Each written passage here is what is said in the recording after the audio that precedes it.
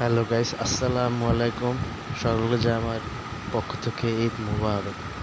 যেহেতু আমরা মুসলিম, তো আমাদের বছরে দুটো ঈদ থাকে, একটা হলো রমজান মাসের ঈদ, আর একটা হলো কোরবানি। ঈদ উল ফিতর একটা ঈদ উল আজহা। তো আমরা আজহায় কোরবানি দিয়ে থাকি গরু ছাগলে, যেহেতু আমরা মুসলিম সেকুলারিজম একটা বিষয় থাকে। তো গরুর মাংস রান্না করেছি আমি আবার বাসায়।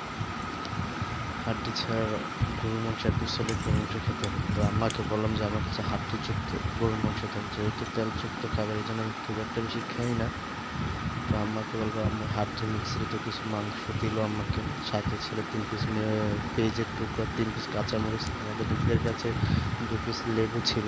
বহুদিন পর যেহেতু ঈদের ছুটিতে গ্রামের বাড়ি বরিশালে মায়ের হাতের রান্নাকে, যেহেতু শহরে থাকি ব্যবসা করে বিধায় এরকম নিজেদের রান্না করে খেতে হতো। আমার হাতের রান্না অন্যরকম একটা স্বাদ, মজা করে খেলাম।